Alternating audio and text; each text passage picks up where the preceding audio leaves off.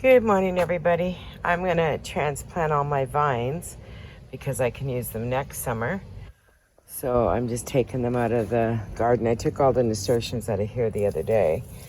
I think I videotaped that, but if I didn't, I did. I'm sure I did. And now I'm going to take the vines out and put them together and save them for next year because it just saves me one more expense, right? There you go. I gotta dig this out. I'll be right with you. So I just transplanted them together into this pot. I think I have one more up here, but this pot might be too full for it. We'll see. And that bed's all cleaned out now. Now I'll just have to turn the soil. The potato vine and the licorice is still looking good, so I'm gonna leave it for another week or so, at least. And she's pretty much had her day. So when she's not producing no more flowers, which she's really not, this is what's left over, I'll discard her. But other than that, and I did get a morning glory this morning from seed that I didn't plant. It was from leftover from last year. Oh, there's getting to be some seeds. That's a good thing. Okay, I'll take the seeds when I can get them. So this is going to stay until they really turn yellow. They are. I'm taking a piece off every day, or lots of pieces off. But I'll leave it for now. Weather's still permitting. We're still like 23, and we'll probably get a little warm weather coming on for a week or so too. So I'm not rushing the season because I'm enjoying every minute of it. Nights are getting cool though, and nice for sleeping. But other than that, I don't like that. I washed the roots, so now I'm just going to give her a really, really, really good drink, and then I won't water it for about a week. But it's a pretty big vine. And I'm going to put this on top of my fridge. Okay, she's been rehomed. She should do really well up there. She gets a lot of light. I'm north facing, so I don't get a lot of light in my house. I get a lot of light, but not a lot of sun. I'm going to leave her up nice and high. I had to videotape washing the roots. And the reason I wash the roots in the plant is so there's no bugs on it. And I'm not bringing them into the house. Okay, my rose bush grew, like 3 feet? Easy. 2.5, I guess, 3 feet. So I have to figure out how I'm going to overwinter this. Should I start training her now on my fence or on my railing, or should I bench it all together and then train her in the spring? Not sure about this. I have to figure this out, but she's nice and tall now. She's way up past the railing. I think I'm going to train her now and roll the dice. I don't know much about this rose, but I tied her all to the railing here. And the honeysuckle over here, I'm going to move her to the other side because she's just getting way too big. So I'm going to move her over to this side. But I got to climb over to do that, so I'm not doing that today. I'm going to do it when I transplant the other plant. I got to take this downstairs and transplant it into the front yard. And the nasturtiums are just a blooming over here. They were late. They were later than the other ones because they're a little more shaded. And this big plant I got to transplant too. I just got to find the proper pot for it. The roses, I thought, you know what? I have to make them strong. So I just tied them up to the railing and hopefully they take.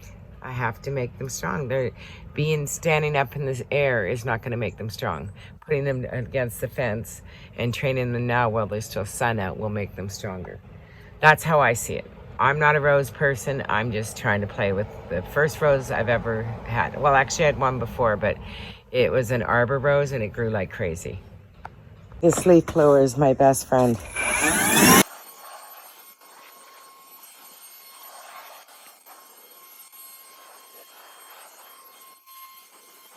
It's absolutely beautiful out. I'm gonna go and transplant a couple little plants downstairs that are perennials and clean up a bit down there. So follow me down.